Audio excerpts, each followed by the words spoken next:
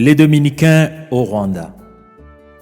Méditation du mardi de la 17e semaine du temps ordinaire. Explique-nous la parabole de l'ivraie dans le champ.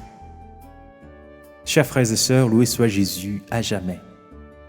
En ce mardi de la 17e semaine du temps ordinaire, année liturgique B, nous entendons Jésus répondre à la requête de ses disciples qui voulaient comprendre la parabole du bon grain et de l'ivraie dans un même champ. Dans l'explication de Jésus, on découvre que plusieurs acteurs sont en présence dans ce monde. Le Fils de l'homme, les fils du royaume et les anges d'un côté, et les fils du mauvais et le démon de l'autre. Je voudrais concentrer ma méditation sur la promesse que Jésus adresse aux hommes et aux femmes de bonne volonté. Les justes resplendiront comme le soleil dans le royaume de leur Père.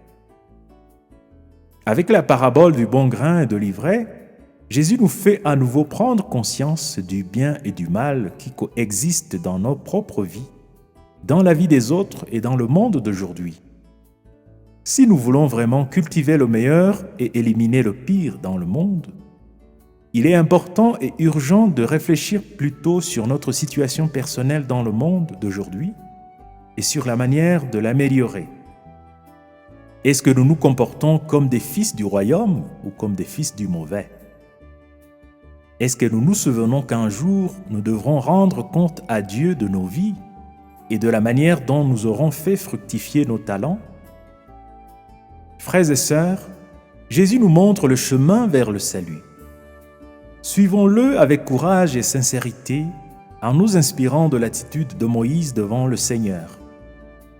Il s'est prosterné devant lui, a exprimé sa gratitude et a imploré le pardon des péchés de son peuple.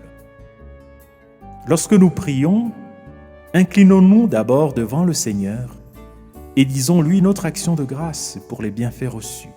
Puis, regardons en face le mal qui ronge nos vies. Repérons et reconnaissons nos responsabilités et demandons à Dieu pardon pour toutes les fautes commises. Après cela, comportons-nous en personnes justes, c'est-à-dire des personnes qui respectent le droit, aiment la fidélité et s'appliquent à marcher avec Dieu. Prions. Seigneur Jésus, tu nous montres encore que tu n'es pas venu juger le monde, mais le sauver. Aide-nous à trouver tous les moyens qui nous aideront à purifier nos âmes et à rayonner de ton amour, car tu vis et règnes pour les siècles des siècles.